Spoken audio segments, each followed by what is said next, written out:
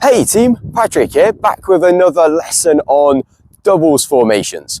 We should be looking to change up our formation to help us hold serve more often and disrupt the returner's rhythm. In the last video, we looked at the Australian doubles formation, and today we're going to cover a genius play called the I formation that's going to allow us to control the middle of the court. So let's get into it. The I formation is going to have both the server and the volleyer more in line, like an I. The net player can either be directly in the middle, where they're going to have to crouch down so the serve can pass over their head, or they can be slightly offset to one side. And after the serve goes in, the server is going to move one way and the volleyer is going to go the other way. This will have been communicated before the point, either through players coming together and having a discussion, or with the volleyer using a hand signal. Now, everybody has their own hand signals, but I like my players to use either 1 or 2.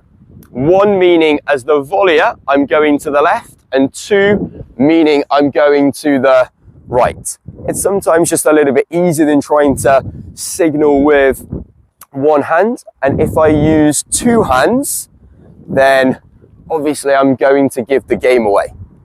You can also signal for the location of the serve, but today we'll just look at going to the left or the right.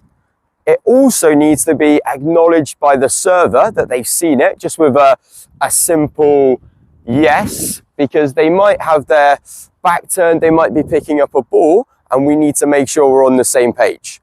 The server also has the option to audible out of it if they're not happy with the volleyer's selection.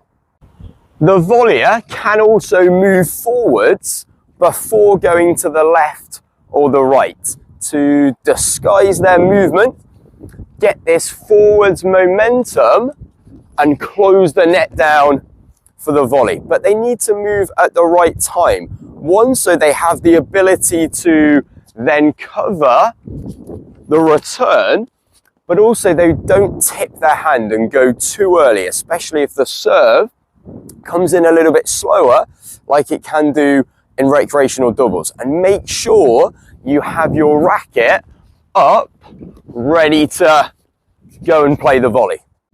The advantage of the I formation is the returner doesn't know where they can go to avoid me as the volleyer. As with the Aussie formation, it takes away the standard cross-court return and doesn't allow them to get into any sort of groove or rhythm, but gets in their head and makes them think. And often this is enough to just draw the error.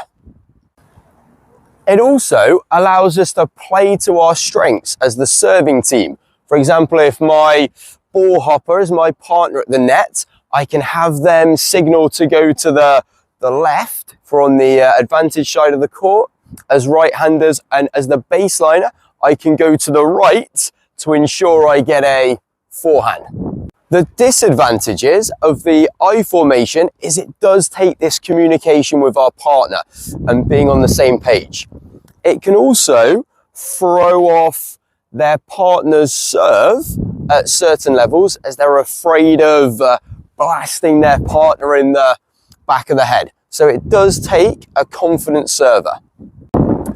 We also have to be athletic enough as the volleyer to get up out of this crouch and explode to one side to go and cover the volley.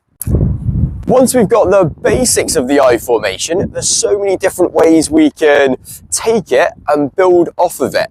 We can set up patterns with the serve where the volleyer moves based on the returner's angles. For example, with an out wide serve, as the volleyer, I can look to move to cover more of the down the line. And with a T serve, I can look to poach more across here. I can also hold my ground more in the middle of the court, or only shade my position slightly towards the side of the returner. As if I'm tight to the net, it's very difficult for them to hit this angle across me into this short space. So I control the middle of the court, and I can bisect the middle of where they can hit.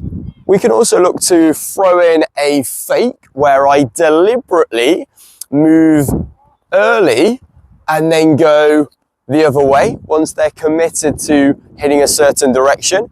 And we can throw in the serve and volley as well, where we look to get my partner into the net if we're more advanced.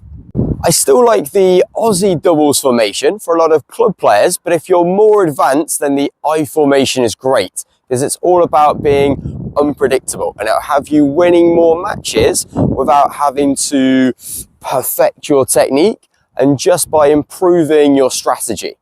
If this video has taught you something, then please leave it a like, and please subscribe, as we're so close to that 1,000 subscriber mark. That'd be really appreciated, and I'll see you on court in the next one. Cheers, guys.